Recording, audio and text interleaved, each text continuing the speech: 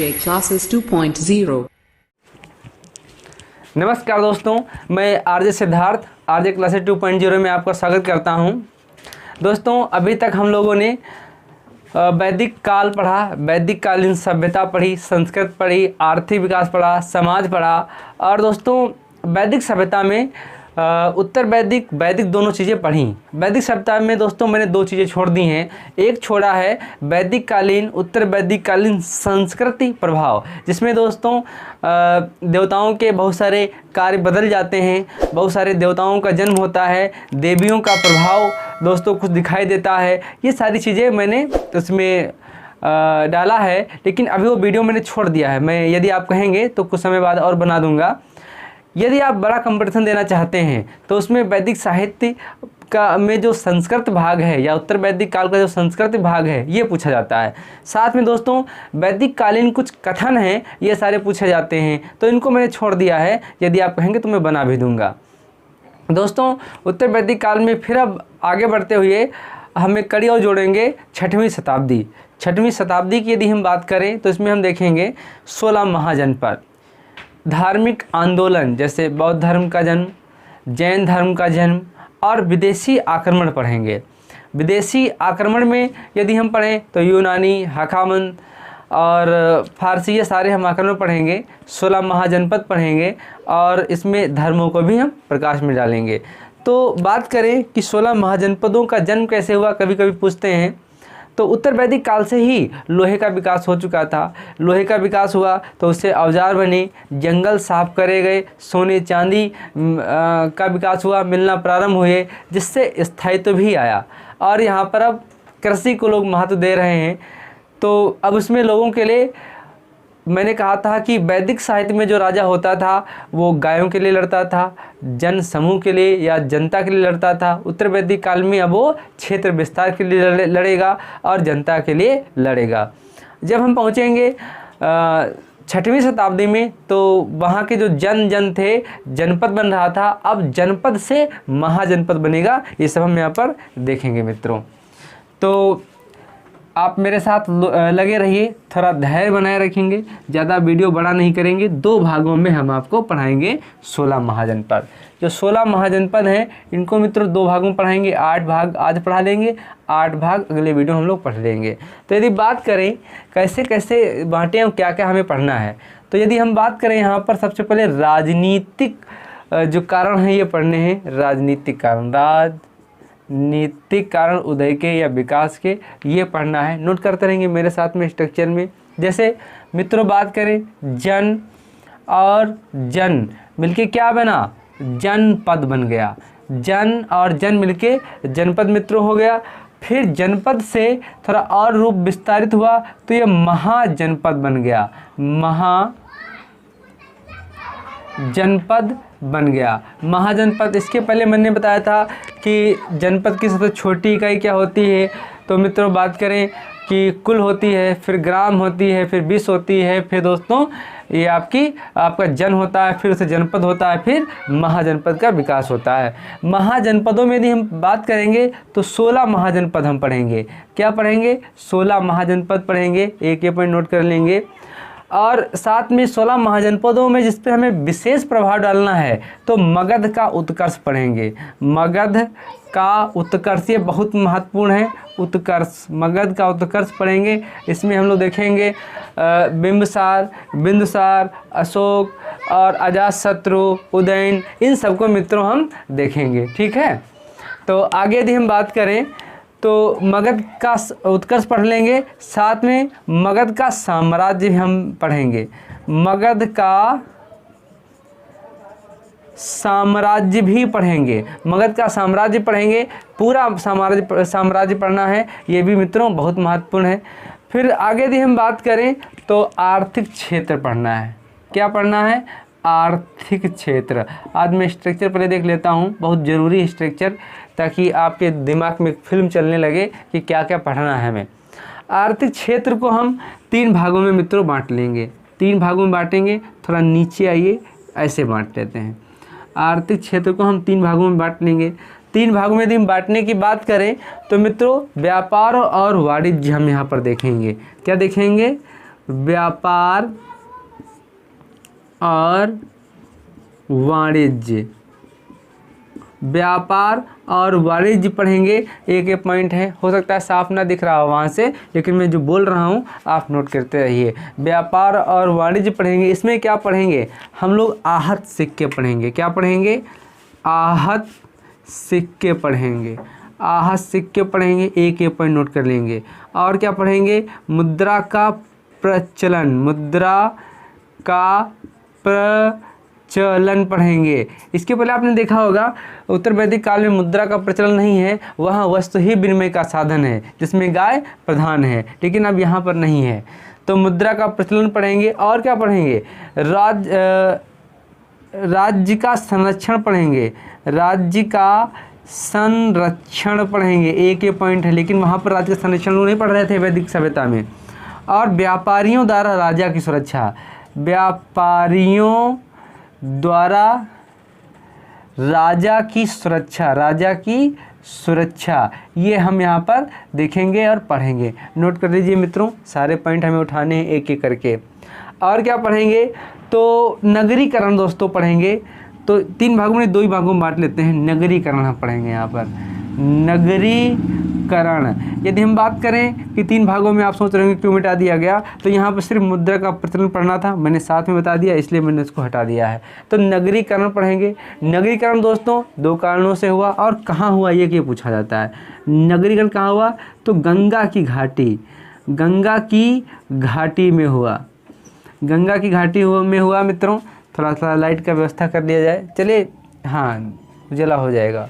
चलिए मित्रों, तो नगरीकरण ये कहाँ हुआ? तो गंगा की घाटी में हुआ। तो गंगा घाटी में तो हो गया, लेकिन सोचने वाली बात है कि इससे क्या प्रभाव हुआ और क्यों नगरीकरण हुआ। तो बात करें, एक कृषि प्रभाव डालती है, एक कृषि। और आगे यदि हम बात करें व्यापार से ही जो कृषि और व्यापार का संबंध था, इससे नगरीकरण हुआ। मैं आगे पढ़ाऊंगा कि नगरीकरण का महत्व क्या है, कि ऐसे लोग या ऐसी जगह जहां लोग कृषि से न जुड़कर कहीं अन्य जगह जुड़े हों, वहां पर सैन्य शक्ति हो, प्रशासन हो, अनुशासन हो और लोग शिक्षित हों, ऐसी जगह को नगरीकरण हम कहेंगे। आगे हम बात करेंगे इस पर। अन्य दोस्तों पॉइंट में देखते हैं। अगला पॉइंट यदि हम पढ़ने की बात करें तो संस्कृति, अगला पॉइंट है संस्कृति। देखिए, सांस्कृतिक या संस्कृति पढ़ेंगे। यदि संस्कृत में हम बात करें तो इसमें क्या पढ़ेंगे? 16 महाजनपदों में या 6वीं शताब्दी में तो यहाँ पर वैदिक धर्मों के विरुद्ध आवाज़ उठने लगी। यहाँ पर देखेंगे वैदिक धर्मों के विरुद्ध आवाज़ उठने लगी। आवाज़ उठने लगी। तो वैदिक धर्मों के विरुद्ध यहाँ पर आवाज़ उठने लगी। कहाँ? संस्कृति ऐसी थी, वैदिक धर्मों के प्रति आवाज़ उठने लगी। और यदि हम बात करें तो यहाँ पर क्या देखेंगे? 2 धर्मों के जन्म हो गए। कौन? एक आपका जैन धर्म का जन्म हो गया, दूसरा बौद्ध धर्म का जन्म हो गया। एक ये पॉइंट देखेंगे। तो यहाँ पर धर्मों के जन्म हुए। अब ये दो ऐसे धर्म थे जो ईश्वर को पूरी तरीके से नकारते हैं, कर्म कांडों को पूरी तरीके से नकारते हैं। और यदि हम बात करें तो ये धार्मिक ग्रंथों को पूरी तरीके से नकारते हैं। तो यदि हम बात करें कि इन जैन धर्म बौद्ध धर्मों की शिक्षाओं के द्वारा या लोगों के प्रभाव जब आए तो यहाँ पर वैदिक संस्कृति या वैदिक धर्मों के विरुद्ध या वैदिक ग्रंथों के विरुद्ध आवाज़ उठने लगी। एक पॉइंट नोट कर लेंगे। सामाजिक क्षेत्र हम पढ़ेंगे। अब यहाँ पर क्या पढ़ेंगे? सामाजिक क्षेत्र भी देख लेते हैं। सामाजिक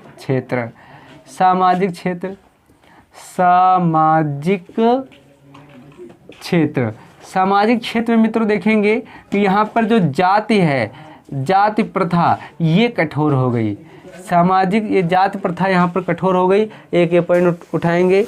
और छूत अछूत की बात यहाँ पर होने लगी। क्या? छूत अछूत की बात होने लगी। छूत अछूत की बात होने लगी यहाँ पर, कहाँ, 6वीं शताब्दी में छूत अछूत की बात होने लगी। ये दोस्तों एक स्ट्रक्चर है जिसका आप स्क्रीनशॉट ले लीजिए या मेरे साथ उतार लीजिए, तो जिससे ये रहेगा कि आपको समझ में आ जाएगा 6वीं शताब्दी में क्या पढ़ना है। साथ में दोस्तों विदेशी आक्रमण भी पढ़ने हैं। क्या पढ़ना है? विदेशी आक्रमण भी पढ़ने हैं। विदेशी आक्रमण भी पढ़ना है। एक पॉइंट, विदेशी आक्रमण हम पढ़ेंगे, लेकिन कौन कौन से विदेशी आक्रमण रहे ये पढ़ना है। ईरानी और यूनानी पढ़ना है। क्या पढ़ना है? ईरानी, हाँ, ईरानी और यूनानी, इन दोनों को पढ़ना है। यदि हम बात करें ईरानी तो इसमें हम देखेंगे दारा द्वितीय को, और यूनानी की यदि बात करें तो इसमें फिलिप के पुत्र सिकंदर महान को देखेंगे, जो 20 साल की अवस्था में शासक बना और 23 साल की अवस्था में स्वर्गवास हो गया और उसने आधी दुनिया जीत ली थी। इस पर बात करेंगे। तो ये विदेशी आक्रमण में हम ईरानी और यूनानी पढ़ेंगे। तो मित्रों आपको ये चार्ट हमारा समझ में आ गया होगा, इसको उतार लेंगे, फिर आगे हम चर्चा करेंगे और इस पर बात करते हैं। चलिए स्क्रीनशॉट ले लीजिए या आप लिख लीजिए, ठीक। अब आगे देखते हैं 16 महाजनपद, कौन जनपद कहाँ पड़ रहा है, इनको देखेंगे। मित्रों यदि आप मेरे चैनल पर शुरुआत से लगे हैं, आप देख रहे हैं और सारे वीडियो को बहुत अच्छी तरीके से समझ रहे हैं, तो आपको कोई भी किताब पढ़ने की ज़रूरत नहीं है। मैं हर तरीके से समझाने का प्रयास करूंगा और उन्हीं पॉइंटों को उठाऊंगा जो आज एग्जाम में पूछे जा रहे हैं। पूरा टाइम आपका बर्बाद करने से कोई फ़ायदा नहीं, बिना मतलब बात करने से कोई फ़ायदा नहीं। सिर्फ़ और सिर्फ आपके एग्ज़ाम पॉइंट व्यू के दृष्टिकोण से जितने भी महत्वपूर्ण क्वेश्चन हैं मैं उन्हीं पर चर्चा करूंगा। चलिए अब 16 महाजनपदों के बारे में बात करते हैं। 16 महाजनपद के बारे में बात करते हैं और इन्हीं 16 महाजनपदों में ही बात करें हम तो एक वज्जी संघ होता है, वज्जी एक राज्यों का संघ होता है, उसमें साकीगढ़, तो उस पर बौद्ध धर्म का जन्म होता है। इस तरह के जैन धर्म का भी जन्म होगा, मैं इस पर चर्चा बाद में करूँगा। तो बौद्ध धर्म का जन्म भी यहीं पर हो जाएगा और जैन धर्म का जन्म ये भी यहीं पर हो जाएगा। यदि आप ये सोच रहे होंगे क्या इसके पहले कोई धर्म आया, धर्म रहा कि नहीं रहा, तो बात करें कि जैन धर्म, बौद्ध धर्म, ये इन्होंने ज़्यादा प्रभाव डाला, इसलिए इनका ज़्यादा नाम आता है। वैसे धार्मिक आंदोलन एक पूरा टॉपिक्स है जो यूपीएससी बहुत पूछता है और आपका टीजीटी भी, पीजीटी पूछता है। यदि रेलवे में बात करें तो रेलवे में सिर्फ और सिर्फ इतिहास या यूपीपी, बैंक, पुलिस, जितने भी वनडे एग्जाम हैं इसमें सिर्फ और सिर्फ प्राचीन इतिहास के बारे में बात करता है। लेकिन जब आप प्रश्न देखेंगे वहाँ जो आए हुए हैं या फिर आप प्रैक्टिस सेट कोई सॉल्व करेंगे तो उसमें आप देखेंगे कि आपको दिखाई देगा कि सारे प्रश्न यहीं से उठाए गए हैं, प्राचीन इतिहास से उठाए गए हैं। और पूरे प्राचीन इतिहास से कहीं ऊपर से मतलब मध्यकाल से, कहीं एक दो प्रश्न आपको आधुनिक से मिल जाएंगे, लेकिन ज़्यादातर प्रभाव जो रेलवे का रहेगा वो आपका प्राचीन इतिहास से ही रहेगा। चलिए इस पर चर्चा कर लेते हैं। अब तो देखते हैं मित्रों, इस तरीके से मैं एक भारत का नक्शा बनाने का प्रयास करूँगा, तो आप भी बनाइए। मैं बना नहीं पाता हूँ, लेकिन आप चाहें तो आप बना सकते हैं। चलिए आप चाहें तो आप बना सकते हैं, ठीक है। मैं प्रयास करूँगा कि कुछ ऐसा ही बने।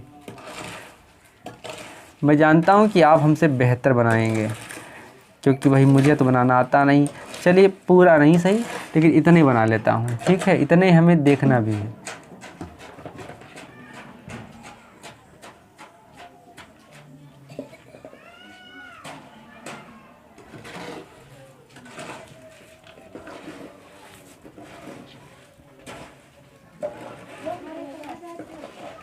चलिए इसमें यदि हम बात करें 16 महाजनपदों की, यदि हम बात करें तो मैं जानता हूँ भारत नहीं बना हमसे, लेकिन आप बना लीजिए, ज़्यादा ठीक रहेगा। तो यदि हम महाजनपदों की बात करें इसमें, तो एक जनपद यहाँ पर है, यहाँ पर है, एक जनपद यहाँ पर है, यहाँ पर। जब ये जनपद जो यहाँ पर है मित्रों, तो इसको क्या बोलते हैं? इसको कम्बोज बोलते हैं। मेरे साथ आप नोट करते रहेंगे, इसको कम्बोज बोलते हैं, कम्बोज बोलते हैं। यहाँ पर है तो ये पाकिस्तान में है। कहाँ है? ये पाकिस्तान में। पाकिस्तान में कहाँ पर है?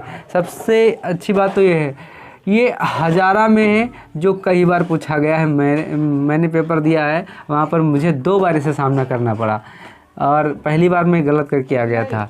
तो ये कम्बोज कहाँ है? पाकिस्तान में और हज़ारा में है। दूसरा और महाजनपद जो महत्वपूर्ण है, जो पूछा जाता है यहीं पर, ये कहाँ है? ये दूसरा जो महाजनपद है, इसका नाम गंधार है। क्या? गंधार है, इसका नाम गंधार है। ठीक है, तो ये कहाँ है? ये भी पाकिस्तान में है। पाकिस्तान में तो कहाँ है? बहुत अच्छा प्रश्न पूछा जा सकता है। तो ये कहाँ है? पेशावर में है। ये पेशावर में है, ये पेशावर में है। आप एक पॉइंट नोट कर लेंगे। ठीक भाई, ये पेशावर में है। आगे यदि हम बात करें तो एक जनपद यहाँ पर ले लेते हैं, ये जनपद ये ले लेंगे। तो इस जनपद का नाम क्या है? इस जनपद का नाम कुरु है। अब ये हम भारत के जनपद पढ़ेंगे, कौन राज्य, किस राज्य में कौन सा जनपद पड़ता है, मैं इस पर भी चर्चा करूँगा, लेकिन अभी नहीं, अभी आप देख लीजिए। तो ये जनपद क्या हो गया आपका? कुरु। इसके बाद क्या हो गया? सूरसेन। थोड़ा और नीचे आएंगे तो ये हो गया एक जनपद सूरसेन। नोट कर लेंगे, सूरसेन। सूरसेन, इनमें नाम दे देगा और पूछ लेगा इनमें से जनपद कौन है, तो आपको वहाँ पर आसानी हो जाएगी यदि आप ये बना लेंगे। तो एक सूरसेन हो गया। दूसरा यदि हम बात करें तो वत्स्य जनपद है। यहाँ पर क्या है? वत्स्य जनपद। ये इधर नहीं, इधर और जनपद बनाने पड़ेंगे, तो इसको मैं इस तरीके से ले रहा हूँ। तो यहाँ पर वत्स्य जनपद है, इसके सूरसेन के नीचे वत्स्य जनपद हो गया। फिर यदि हम बात करें तो यहाँ पर एक और है, तो ये काशी है। कौन सा जनपद है ये काशी है। नोट कर लेंगे मित्रों। मैं जानता हूँ यहाँ दिखाई नहीं पड़ दे रहा हो, तो मैं यहीं पर लिखे दे रहा हूँ। ये काशी है, ये काशी है और ये वत्स्य है, तो यहीं पर इसको भी लिखे दे रहा हूँ मैं। वत्स्य जनपद हो गया, ये आपका वत्स्य जनपद हो गया। काशी हो गया, काशी दहेज में मिलेगा अभी बिंदुसार को। फिर ये अजातशत्रु को भी दहेज में मिलेगा, मैं इस पर चर्चा करूँगा। तो काशी हो गया। फिर इसके बाद कौन सा आएगा? तो उसके बाद मगध आएगा। ये यहाँ पर मगध आएगा, इसको दहेज में मिलता है, मगध को। तो ये क्या हो गया? तो ये मगध है, मगध आप नोट कर लेंगे। ये मगध है। बिंदुसार, अजातशत्रु, ये सब यहीं आपको मिलेंगे।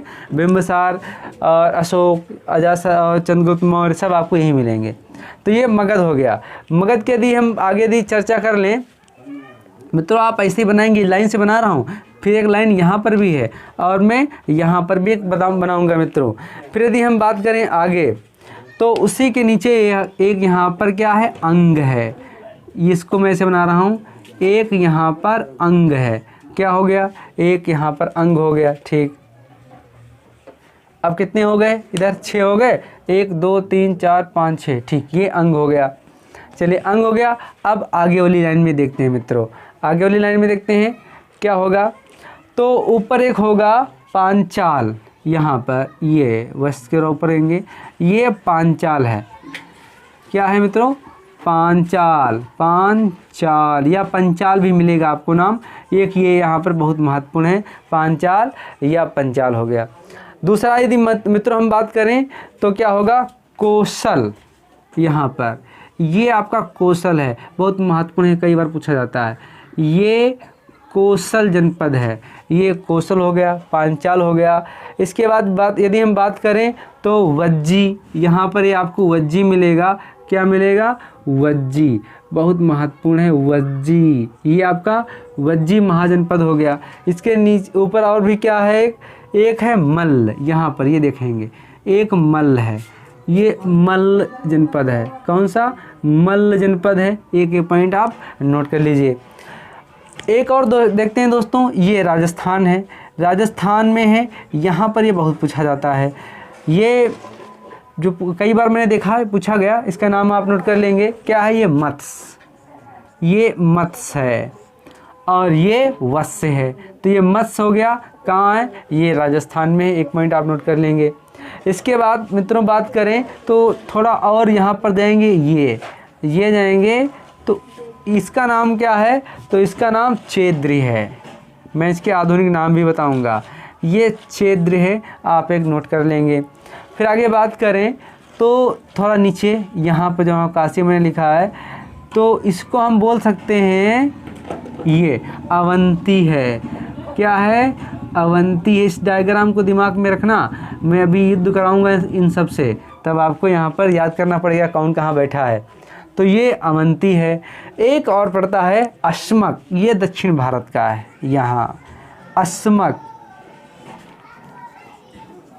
अस्मक ये दक्षिण भारत का है। आपको ये पॉइंट नोट कर लेना है। कितने हो गए मैं ये देखता हूँ। 1 2 3 4 5 6 7 8 9 10 11 12 13 14 15 16 महाजनपद। तो 16 महाजनपदों को मैंने यहाँ पर लिख दिया है। आप इसका स्क्रीनशॉट ले सकते हैं, या जैसे मैंने इस पे लिखा है आप ऐसे इसको उतार भी सकते हैं ताकि आपको याद हो जाए। इसमें से सीधा सीधा प्रश्न पूछ लिया जाता है कि इसमें मत्स्य कहाँ पड़ता है? राजस्थान में पड़ता है। सीधा पूछ लिया तो दक्षिण भारत का जो दक्षिण भारत का महाजनपद है कौन सा है? तो आपका अस्मक है। इस तरीके से प्रश्न पूछ ले जाते हैं और दे देगा इनमें से कोई एक नाम, पूछ लेगा इसमें से महाजनपद कौन है। तो ये आपको जानना बहुत ज़रूरी है कि नाम आप 1 2 करेंगे तो हो जाएगा। चलिए मिटा के अब जनपद देख लेते हैं कैसे पढ़ना है। चलिए मित्रों, वीडियो कैसी लगी? जो मैं मेहनत कर रहा हूँ सार्थक जा रहा है आपके लिए या नहीं जा रहा है, आप कमेंट करके मुझे ज़रूर बताएं। चलिए मित्रों, अब देखिए महाजनपद डाल लीजिए। महाजनपद पहले यहाँ पर महाजनपद एक इस तरीके से बना लीजिए महाजनपद, ठीक। और इस तरीके से बना लीजिए राजधानी, राजधानी महाजनपद राजधानी ये बना लीजिए, ये पूछा जाएगा। और इस तरीके से यहाँ डाल लीजिए विशेषताएं, विशेषताएं ये बहुत इम्पोर्टेंट है मित्रों, विशेषताएं। चलिए बात करता हूँ महाजनपद। तो हम पहले लेते हैं कंबोज। क्या लेते हैं? कंबोज। कंबोज तो आप जान चुके होंगे कहाँ है, पाकिस्तान में है। कंबोज हो गया। इसकी राजधानी क्या थी? तो राजधानी राजपुर। क्या थी राजधानी? राजपुर। इसकी राजधानी राजपुर थी। ये बहुत महत्वपूर्ण है। या हाटक भी बोलते हैं, राजधानी राजपुर या हाटक। हाटक सबसे महत्वपूर्ण विशेषता क्या है? सबसे महत्वपूर्ण विशेषता यही है कि ये पाकिस्तान में है। सबसे महत्वपूर्ण विशेषता पाकिस्तान में कहाँ है? तो ये पॉइंट नोट कर लेंगे। पाकिस्तान में राजौरी में है। कहाँ है? राजौरी में है। राजौरी या राजौरी हो गया, या हजारा, या हजारा में है। कहाँ है? हजारा, हाँ राजौरी में है या हजारा ज़िला में है। अब देखिए कंबोज हो गया। तो एक कौटिल्य का नाम आता है, बहुत महत्वपूर्ण है। कौटिल्य क्या कहता है कंबोज के बारे में? कौटिल्य, कौटिल्य कंबोज के लोगों के बारे में क्या कहता है? ये एक पॉइंट नोट कर लीजिए, मैं बता रहा हूँ। कौटिल्य कंबोज के बारे में कहता है कि यहाँ के निवासियों को वार्ता शास्त्रों, परजीवी, यहाँ के निवासियों को वार्ता शास्त्रों या परजीवी कहा गया। वास्ता शास्त्रों या परजीवी कहा गया। कहाँ के लोगों को कौटिल्य ने कहा है? कंबोज के लोगों को। कंबोज कहाँ पड़ता है? तो ये पाकिस्तान में है, जिसकी राजधानी राजपुर या हाटक है। मतलब यहाँ के जो लोग थे वो कृषि में लगे हुए थे। कहाँ में लगे थे? कृषि में लगे थे, व्यापार में लगे थे और औजार बनाने में लगे थे। औजार बनाते थे यहाँ के लिए, इसलिए वास्ता शास्त्रों या परजीवी के नाम से पुकारा है कौटिल्य ने कंबोज के लोगों को। एक पॉइंट नोट कर लेंगे। और एक चीज़ और है कि कंबोज में अच्छे किस्म के घोड़े पाए जाते थे। अच्छे किस्म के घोड़े पाए जाते थे। एक ये पॉइंट नोट कर लेंगे। अच्छे किस्म के घोड़े पाए जाते थे, एक ये पॉइंट नोट कर लेंगे, बहुत महत्वपूर्ण पॉइंट मित्रों है। मैं अगले जनपद का नाम लूँ तो ले रहा हूँ नंबर 2 गंधार। गंधार कहाँ? हाँ, गंधार। चलिए, गंधार कहाँ पड़ता है? सबसे अच्छी बात तो ये है कि ये प्रश्न दोनों एक ही जगह से हैं और दो याद नहीं करना होगा आपको। तो ये पाकिस्तान में है। पाकिस्तान में कहाँ है? तो ये पेशावर में है। पाकिस्तान में है, पेशावर में है। राजधानी की यदि हम बात करें तो उसकी राजधानी तक्षशिला है। क्या है? तक्षशिला है। तक्षशिला, ये तक्षशिला विश्वविद्यालय है। तक्षशिला ये उत्तर की राजधानी है। उत्तर की राजधानी है। उत्तर की राजधानी, हम उत्तर ना लिखें तो सिर्फ इसको राजधानी बोल दें, लेकिन एक और राजधानी है। उस राजधानी का नाम है पुष्कलावती। पुष्कलावती, पुष्कलावती ये आपकी पश्चिम की राजधानी, ये नोट कर लीजिए, पूछा जाता है पश्चिम की राजधानी। पश्चिम की राजधानी है, राजधानी, पश्चिम की राजधानी। अब आप सोच रहे होंगे ये पश्चिम की है तो उत्तर, ये पूरे भारत की भी तो हो सकती है। हाँ, तो ये प्रशासन यहाँ से मेन चलता था, और जब पश्चिम की बात होती थी तो सिर्फ पुष्कलावती से बात की जाती थी या पुष्कलावती में बैठकें होती थी। तो ये गंधार की 2 राजधानियाँ हैं, तक्षशिला, एक पुष्कलावती इसकी राजधानी है। चलिए, अब बात करें, भरत के पुत्र ने इसकी स्थापना की थी तक्षशिला की, एक ये पॉइंट आप नोट कर सकते हैं। आगे बात करें 4 श्रद्धा के नाम से, देखिए पुष्कली जो है इसकी पहचान की गई है 4 श्रद्धा के नाम से। 4 श्रद्धा के नाम से इसकी पहचान की गई। किसकी? पुष्कलावती की पहचान 4 श्रद्धा के नाम से की गई है। आगे यदि बात करा जाए, क्या बात किया जाए इसके बारे में, तो इसकी विशेषता के बारे में बात कर लेते हैं। तो गंधार के शासक पुष्कर सारिन था, ये एक पॉइंट नोट कर लेंगे। पुष्कर सारिन का भी कई बार नाम आएगा। गंधार के शासक पुष्कर सारिन था। पुष्कर सारिन, गंधार के शासक का नाम क्या था? पुष्कर सारिन, एक ये पॉइंट आप नोट कर लेंगे, पुष्कर सारिन। अवंती नरेश, अब देखिए इसने क्या किया था? अवंती नरेश को चंड प्रधोत को हराया था। चंड प्रधोत को हराया था किसने? पुष्कर सारिन। अवंती नरेश चंड प्रदोप को हराया था। मगध का नरेश, अब देखिए चंड प्रदोप को हराया। अब देखिए जो मगध का नरेश था, यही आगे हम पढ़ेंगे, मगध का नरेश कौन था? अभी बिंबसार। बिंबसार, जो मगध का नरेश आपका यहाँ पर है, बिंबसार नहीं, बिंदुसार है, नहीं बिंबसार ही है, बिंबसार। ये जो बिंबसार है मगध का नरेश, ये चंड प्रदोत की बहन थी। बिंबसार, चंड प्रदोत, ठीक। पुष्कर सारिन, चंड प्रदोप। अब मगध का नरेश बिंदुसार ने एक दूत भेजा था पुष्कर सारिन के दरबार में। किसके दरबार में? पुष्कर सारिन के दरबार में एक राजदूत भेजा था, जिससे इसकी दोस्ती हो गई थी। एक ये पॉइंट है, इसको मैं अभी थोड़ा बाद में बात करूंगा। थोड़ा यहाँ पर देख लीजिए पुष्कर सारिन के बारे में, मैं इन दोनों के संबंध बाद में बात करता हूँ। तो बिंबसार ने एक दूत भेजा था पुष्कर सारिन के दरबार में, जिससे इसकी दोस्ती हो गई थी। तो मैं इस पर चर्चा करूंगा कि किस तरीके से साम्राज्य विस्तार हुआ, किस तरीके से अपने दोस्त बनाए इसने, मगध ने। तो इसी के लिए मैंने बताया, यहाँ पर एक दूत भेजता है और दोस्ती का प्रस्ताव डालता है, दोस्ती हो जाती है। फिर क्या होता है, कौशल, वज्जी, इन सब से किसी से वैवाहिक संबंध स्थापित करके मगध ने, और किसी से युद्ध करके अपने साम्राज्य को विस्तारित कर लेता है। इस पर चर्चा करनी, इसलिए मैंने वहाँ पर चंड प्रदोत का नाम लिया था।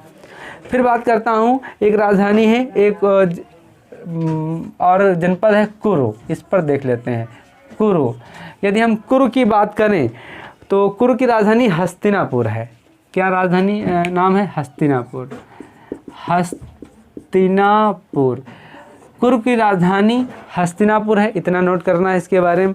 और कोरन यहाँ का राजा है, शासक क्या है? कौरण्य शासक है, कौरण्य शासक है, एक ये पॉइंट। हस्तिनापुर इसकी राजधानी है कुरु की और कौरण्य शासक है, इतना इसमें नोट करना, ज़्यादा नोट नहीं करना है। अब यदि हम बात करने कि हस्तिनापुर एक बार बाढ़ में डूब गया था, हस्तिनापुर इतना बाढ़ में डूब गया, पानी आ गया या बारिश हुई होगी तो ये डूब गया हस्तिनापुर।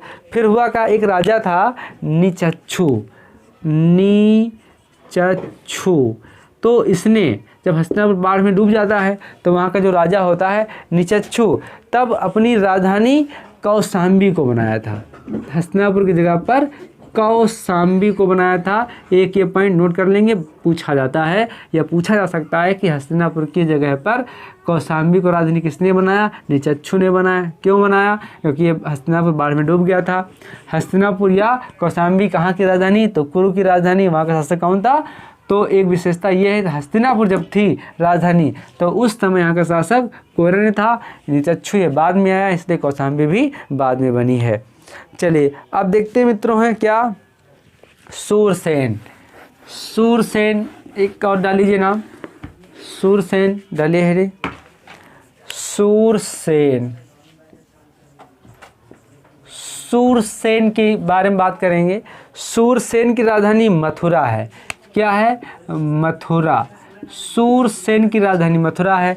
जब मथुरा तो यूनानी ग्रंथों में इसके नाम भी अलग अलग मिलते हैं। किसमें? यूनानी ग्रंथों में नाम मिलते हैं। सूरसेन का नाम क्या मिलता है? सुरसनेई। यूनानी ग्रंथों में सुरसनेई, ठीक, सुरसनेई। सूरसेन यूनानी ग्रंथों में सूरसेन का नाम सुरसनेई मिलता है। जब यूनानी ग्रंथों में सूरसेन का नाम कुछ और है तो मथुरा का भी कुछ और नाम होगा, बिल्कुल होगा। तो मेथौरा यहाँ इसका नाम है। क्या? मेथौरा। ये बहुत महत्वपूर्ण है, आप नोट कर लीजिए, इतना पढ़ेंगे। मेथौरा। अवंतीपुत्र यहाँ का शासक है, पढ़ने की ज़रूरत है नहीं इस समय। अवंतीपुत्र यहाँ का शासक है, आप चाहें तो ये पढ़ें, ना चाहें कोई दिक्कत नहीं है। अब आगे हम बात करते हैं वत्स की। क्या? वत्स। अगला देखिए मित्रों, वत्स की यदि हम बात करें, क्या? वत्स। हाँ, वत्स की आगे हम चर्चा करते हैं। तो वत्स की चर्चा करें तो यहाँ की राजधानी क्या है? कौशाम्बी है। क्या है? कौशाम्बी है। हाँ, कौशाम्बी। यहाँ की राजधानी कौशाम्बी। कहाँ की? वत्स की राजधानी कौशाम्बी है। एक ये पॉइंट नोट करेंगे। उस समय वत्स में एक वंश रहता था। कौन? पौरव वंश। ये पूछा जाता है मित्रों, पौरव वंश कहाँ रहता था? पौरव वंश रहता था वत्स में, वहाँ की राजधानी कौशाम्बी है। एक ये पॉइंट नोट कर लेंगे। यहाँ पर जो शासक था उदयन। क्या था शासक? उदयन। देखिए उदयन अलग है, उदयन अलग है। इसका नाम क्यों यहाँ पर आता है? क्योंकि जो उदयन था तो एक बौद्ध भिक्षु था पिंडोला। बौद्ध भिक्षु था पिंडोला। बौद्ध भिक्षु पिंडोला। पिंडोला, इसके प्रभाव में आके उदयन ने बौद्ध धर्म ग्रहण कर लिया था।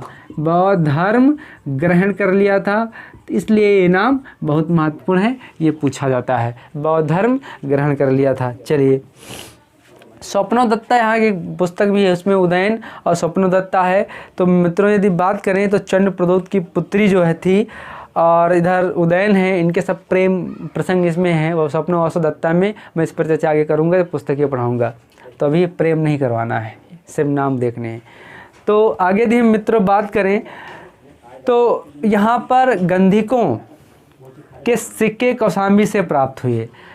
यहाँ गंधिकों के एक प्रकार के सिक्के थे, गंधिकों के सिक्के कौशाम्बी से प्राप्त हुए। कौशाम्बी से, जिससे प्रतीत होता है कि यहाँ पर मुद्रा का प्रचलन हो गया था। गंधिकों के सिक्के कौशाम्बी से प्राप्त हुए। गंधिकों,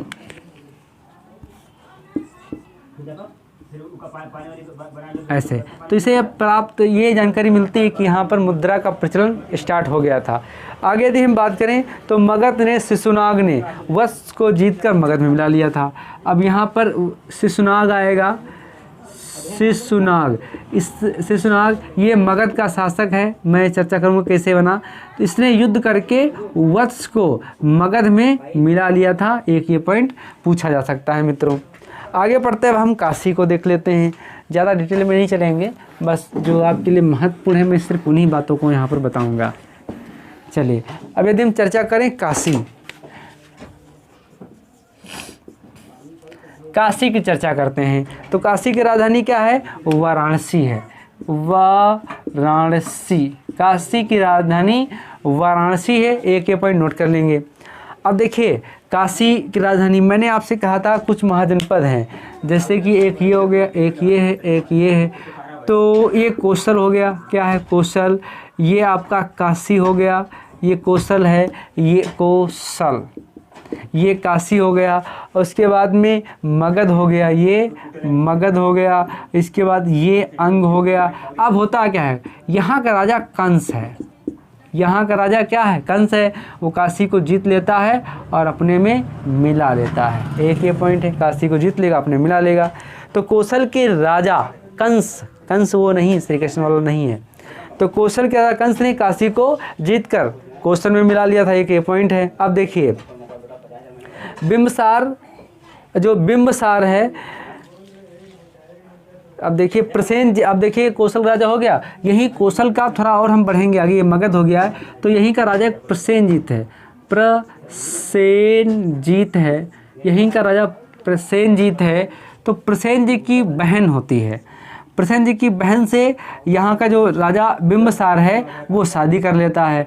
और कौशल का राजा प्रसेनजीत है। तो ये काशी होता है, ये इसको दहेज में दे दिया जाता है मगध को। उस समय मगध का राजा कौन है? तो बिंबसार है। इसलिए हम कह सकते हैं कि बिंबसार को ये दहेज में मिल जाता है। एक ये पॉइंट आप नोट कर लेंगे, बिंबसार दहेज में मिल जाता है।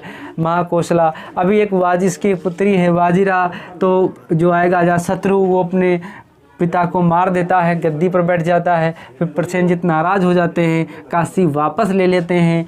फिर क्या होता है, अजातशत्रु युद्ध करता है प्रसेनजीत हार जाते हैं। फिर अपनी पुत्री वाजिरा की शादी अजातशत्रु से कर देते हैं। काशी फिर इनको मिल जाता है, मगध में शामिल हो जाता है। तो जिससे ये काशी हमेशा हमेशा के लिए ये इसका अंग हो जाएगा। अंग पर भी ये आक्रमण कर लेता है मगध उस समय, तो या अजातशत्रु हम कह सकते हैं। तो जो अंग है ये हिस्सा मगध का ये भी बन जाएगा। और बात करें कि पहला आक्रमण यदि मगध का कहीं होता है क्षेत्र विस्तार की दृष्टिकोण से, तो अंग पर ही होता है। तो इस तरीके से हम चर्चा करेंगे। चलिए अब आगे मित्रों दो और महाजनपद देख लेते हैं, बस 1 मिनट लगेगा। मगध देखते हैं। मगध बहुत महत्वपूर्ण है, ये पूछा जाता है। मगध वैसे मैं यहाँ पर सिर्फ बताऊँगा, लेकिन इसमें मगध पर चर्चा विस्तार से करनी है। इसमें बिंबसार, अजातशत्रु, उदयन, इस सबको हमें बताना है। तो मगध की बात करें, मगध, यदि मगध की बात करें तो मगध की 2 राजधानियाँ हैं। कौन कौन सी हैं? एक राजगृह है, क्या? राजगृह या गिरिब्रज, गिरव्रज, ये राजगृह है या गिरव्रज, इसकी चर्चा करेंगे। दूसरी राजधानी इसकी कौन सी है? पाटलिपुत्र है। क्या है? पाटलिपुत्र है। ये अजेय होते हैं, इनको हरा पाना आसान नहीं होता। कारण ये है कि जो राजगृह है ये चारों ओर से पहाड़ों, 3 ओर से पहाड़ों से घिरी हुई है। मतलब कि यदि कोई इस पर आक्रमण करे तो पहाड़ चढ़ के जाए तब आक्रमण करे। जो पाटलिपुत्र राजधानी है ये गंगा नदी से, आप कह सकते हैं नदियों से घिरी हुई है। गंगा नदी तो तट पर, लेकिन अन्य नदियों से घिरी हुई है। तो पाटलिपुत्र नदियों से घिरी हुई है और राजगृह गिरिब्रज पहाड़ों से घिरी हुई है। इसलिए इन दोनों को जीत पाना उस समय नामुमकिन था। तो मगध की राजधानी पाटलिपुत्र पानी से घिरी है, इसलिए कोई यहाँ नहीं पहुँच पा रहा है। मगध की राजधानी राजगृह पर्वतों से, पहाड़ों से घिरी हुई है, इसलिए यहाँ पर कोई नहीं पहुँच पा रहा है। इसलिए इस पर अब हम बात करें मगध के बारे में, तो इसको हम आगे वीडियो में बाद में पढ़ेंगे। इसको यहाँ पर छोड़े दे रहे हैं क्योंकि इसको हमें विस्तार से पढ़ना है। अगला और देख लेते हैं अंग। 8वां नंबर है अंग। अंग पर पहला आक्रमण मैंने आपको बताया था कि अजातशत्रु करता है और मगध का राजा है वो जीत लेता है इसको। तो अंग की राजधानी यदि हम बात करें तो क्या है? चंपा। अंग की राजधानी है चंपा। चंपा को जब बसाया गया तो एक वास्तुकार ने बसाया था, उस वास्तुकार का नाम क्या है ये जानना जरूरी है। तो महागोविंद नाम है, महागोविंद। महागोविंद उस बिंदुसार का नाम, उस वास्तुकार का नाम है जो चंपा को बसाता है। यदि मित्रों बात करें तो यहाँ का शासक कौन था? बृहद्रथ। शासक था बृहद्रथ। बृहद्रथ यहाँ का शासक था। 1 पॉइंट कहाँ का? अंग का, और वहाँ की राजधानी चंपा थी। 1 पॉइंट नोट कर लेंगे। अगला क्या है? मगध का पहला विस्तार। ये जब मगध का पहला विस्तार होता है, मगध का जो पहला विस्तार होता है, मगध का पहला विस्तार, तो उसका शिकार अंग बनता है, मतलब अंग पर इसका आक्रमण हो जाता है। ये पॉइंट आप नोट कर लेंगे, बहुत महत्वपूर्ण है कि मगध का जो पहला विस्तार होता है तो शिकार किसका बना है, किसके साथ युद्ध हुआ, किसका सामना करना पड़ा? तो अंग का। मैं चर्चा करूँगा इस पर अभी कि वज्जी और कौशल, वत्स, अंग, कंबोज ये कैसे मगध में मिल गए, मगध ने कैसे चालाकी से, कूटनीति से, मित्र से या वैवाहिक संबंध स्थापित करके मिला लिए। मैं इन पर चर्चा धीरे धीरे करके करूँगा। मित्रों, हमने आज 8 महाजनपदों को पढ़ा दिया है, बचेंगे 8 महाजनपद और मगध का उत्कर्ष। इसको अगले वीडियो में फिर आपसे हम बात करेंगे, चर्चा करेंगे। यदि वीडियो आपको पसंद आए तो प्लीज़ लाइक, शेयर, कमेंट करें। धन्यवाद दोस्तों, नमस्कार।